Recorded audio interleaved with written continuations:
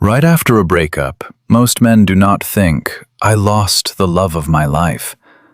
They think, "I need to get myself together before anyone sees me fall apart." That is the part almost nobody talks about. Because men often hide pain by acting like pain is not there. At first, your mind tells you that you are fine. You say you want space, peace, freedom, quiet. And for a moment, that story feels true.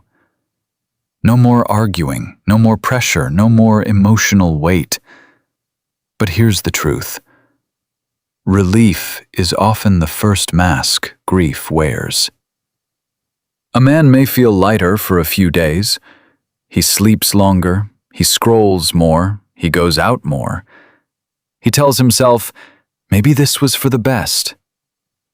But deep down, he is not healed. He is just distracted. And distraction can feel a lot like strength in the beginning. Imagine a guy laughing with friends 2 nights after the breakup. Everyone thinks he has moved on. But when he gets home, the room is too quiet. And that quiet starts saying things his friends never will. Pay attention to this. Men often do not miss the relationship first. They miss the regulation it gave them. The routine, the good morning text, the familiar voice, the person who made life feel witnessed. When that disappears, his nervous system feels it before his pride admits it. And that is when the second thought shows up. Wait. Is this really over? That question hits hardest when the silence becomes normal. Not on day 1, usually later, after the calls stop, after the checking stops, after the hope fades. This is where it gets interesting. A lot of men do not break down because she left. They break down because the story in their head changes. At first, it feels temporary. Then one day it feels real. And real pain is harder to outrun. That is when ego steps in. He starts thinking, was I not enough? Did she stop respecting me? Was there someone better? Notice something here. Men do not always process heartbreak as sadness first. A lot of the time, they process it as rejection. And rejection hits pride like a punch to the chest. So instead of saying, "I'm hurt," he says, "I'm irritated." Instead of saying, "I miss her," he says, "Whatever." Instead of saying, "I feel small," he tries to look bigger.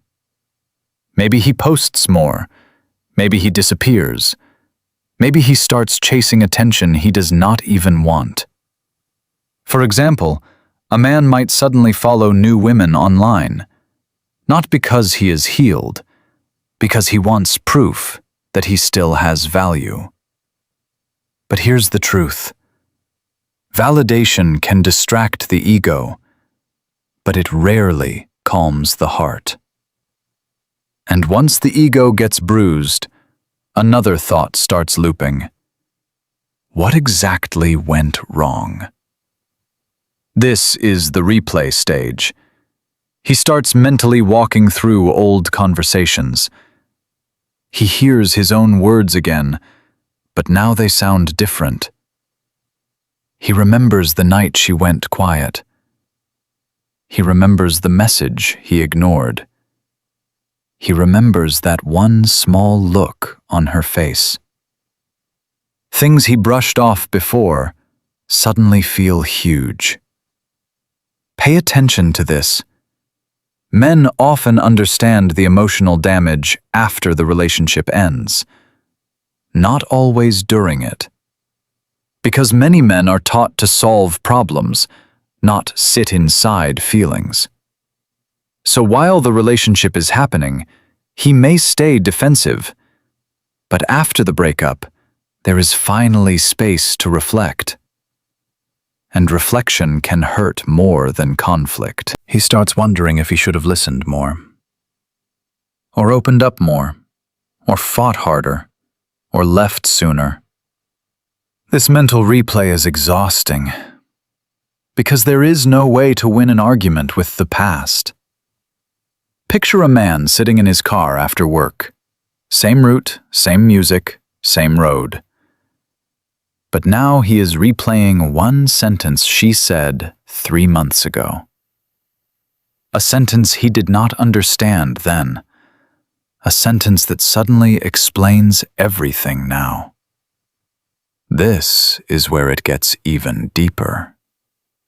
Sooner or later, his thoughts stop being about the breakup itself. They become about her life without him. Is she happier now? Is she talking to someone else?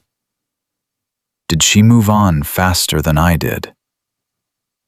This part can quietly consume him. Not because he always wants her back, but because being replaced feels brutal. Men compare more than they admit.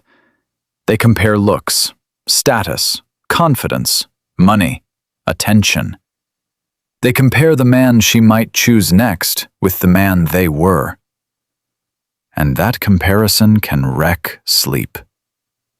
But here's the truth. Sometimes he is not jealous of another man.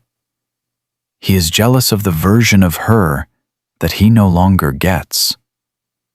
Her laugh, her updates, her softness, her presence. He realizes someone else may one day get the better version of what he lost. That thought cuts deep. A simple example?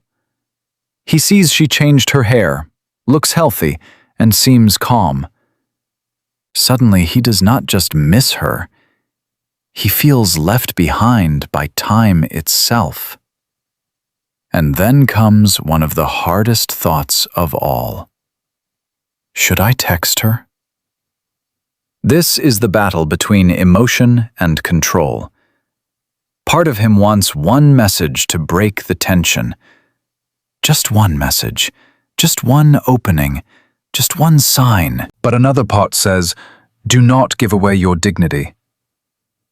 So he types, deletes, types, deletes. He checks the last conversation more than he should. He imagines 10 different outcomes from one tiny text. Pay attention to this. When a man says nothing, it does not always mean he feels nothing. Sometimes, silence is the only control he thinks he has left. He may want to reach out every day, but pride tells him that missing you and contacting you are not the same thing. So he sits with the urge instead. And urges grow louder in the dark. In the end, what men think about after a breakup is simple. What they lost, what they missed, what they should have said, and whether they still matter.